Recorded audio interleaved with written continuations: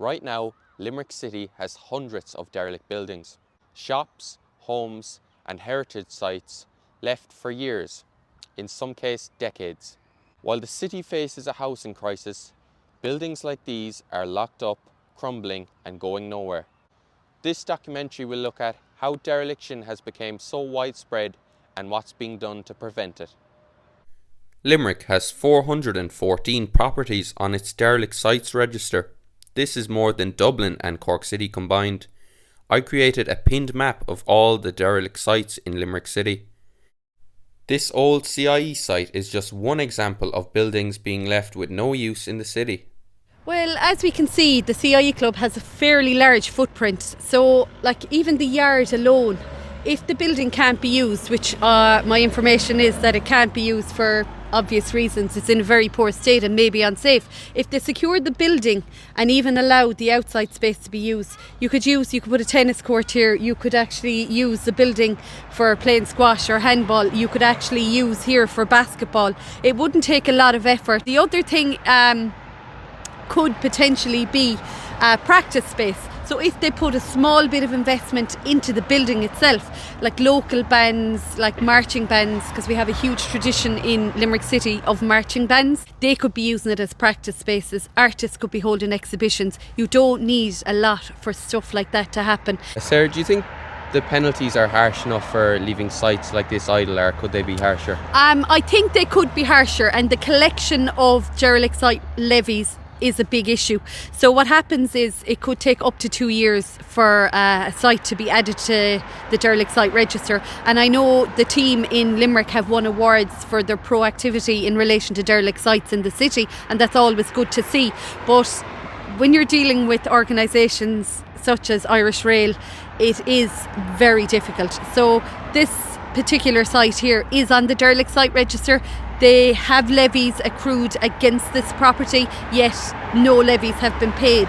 It's very limited as to what we can do. We can go down the route of our debt collection department in the council, but again, it's small money for people like Irish Rail. There could be 20 or 30,000 owed on this site, but they don't see that as a big issue. And we also have another derelict site next to us from the Land Development Agency. So that's another site that should have been built on years ago. There's potential there between 200 and 300 homes on a bus route next to the city centre and next to the railway station. So we really need to start getting things moving here. The process is quite intricate, but when they do list something, they do kind of CPO it. When the council lists a property as derelict, they have to go through a long process before they can take control of it.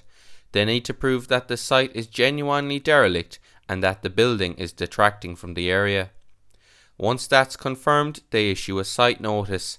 At this point, the owner can step forward and agree to bring the property back into use. The council will work with them to help them access funding. If the owner doesn't engage, the council can go to court for the compulsory purchase order of the property.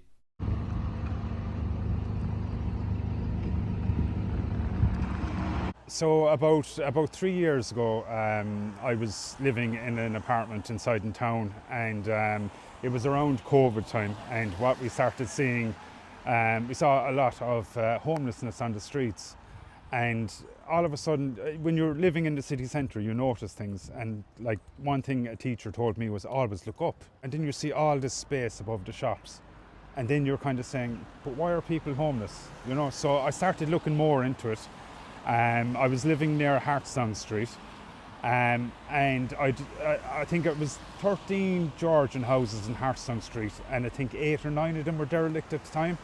So then one day I took a walk down Hartstown Street, Catherine Street, and the amount of dereliction actually surprised me.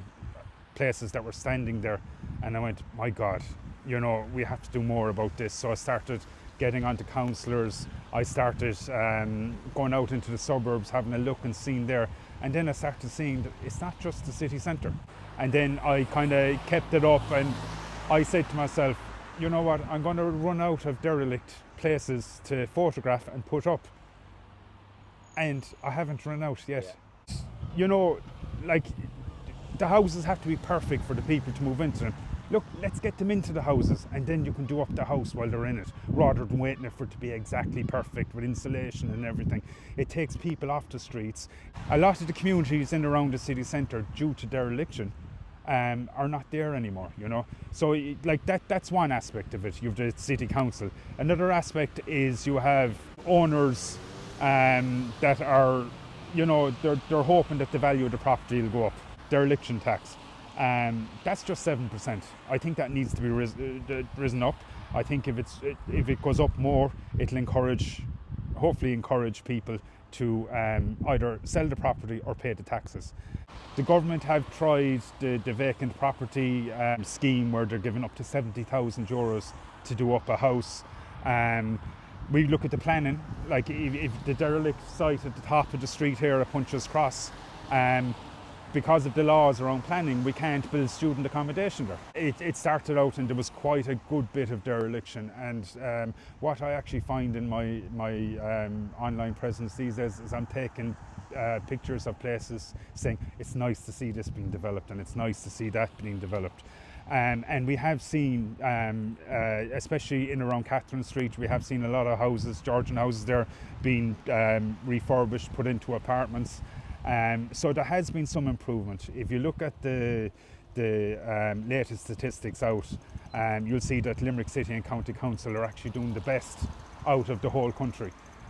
There's more derelict houses registered in Limerick than what there is in the 4 Dublin local authorities. Now, that might sound like a bad thing, but it's not. What it means is we're going out there, we're finding it, saying this is derelict, and saying let's do something about it. So the initiative is there from the City Council. They brought in somebody in 2017 to look at this, and we're actually starting to see improvements. Like derelict sites are being refurbished or being built up, and you're starting to see that homes are being made for families. I think a lot of it comes down to private ownership, landlords around the city centre. You have people there who own a lot of old buildings and they're just kind of being left to dereliction. Particularly, for instance, if you go up around Newtown Perry and the historic Georgian Quarter, and you can see there's a lot of buildings, the whole area is in need of a lot of TLC. But that is beginning to change now as well. I think really the council are doing their best, you know, trying to do as much as they can. Obviously it can be tricky with resources and all that, but you can see the effort is being put in throughout the city. There is a lot of room for improvement, I think, to really harness and make more of the city's potential. And it just, you know, I think we need to look more to what other towns and cities in Europe have done, and we need to try and follow and get along in line with that more. The history of kind of Georgian buildings and the Georgian era stems from 1714 all the way to 1830. A lot of Georgian buildings you would see are synonymous with kind of red brick buildings, so that's kind of a way of telling that the buildings would be Georgian. The fact that they're just there being vacant and that they could be used for something, especially for the people of Limerick, and of a boost to the economy. Limerick has had a dedicated derelict properties team in place since 2017.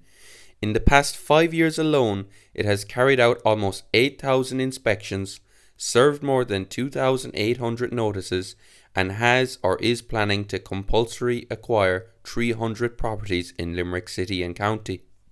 Look, the first thing I'd say is, Limerick City Centre does have its challenges. Like any other city across Ireland, most of these challenges, in my view, are caused by a lack of people living in the city centre. The city, a lot of the time, tends to sort of empty in the evening time.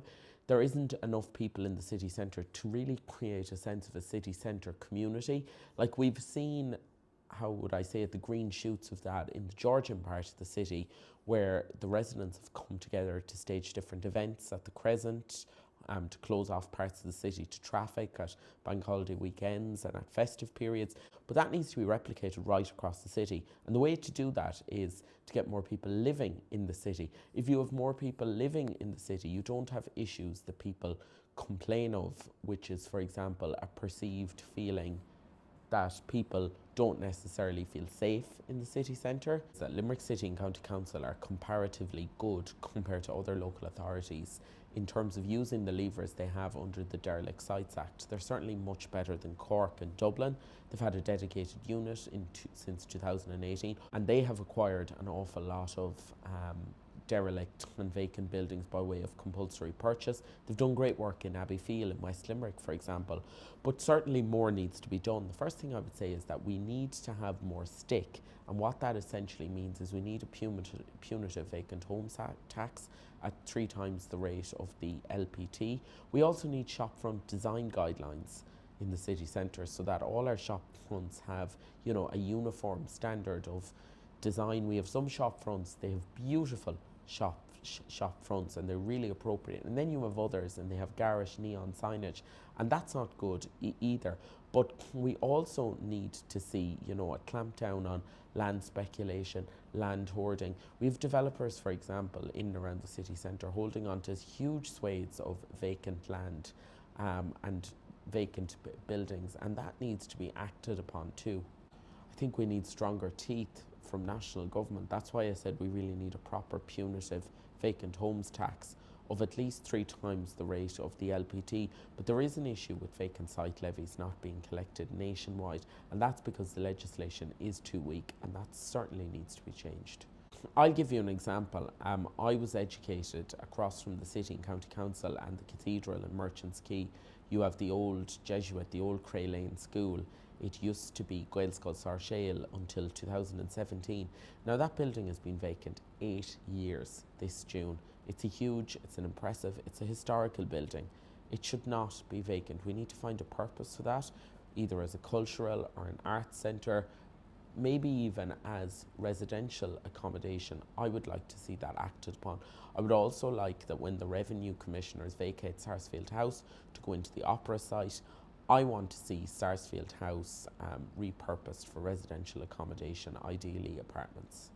Dereliction has been part of Limerick's story for a long time now, but that's starting to shift. The question now is whether these changes can move fast enough to bring these existing buildings back into use, or risk losing more for good.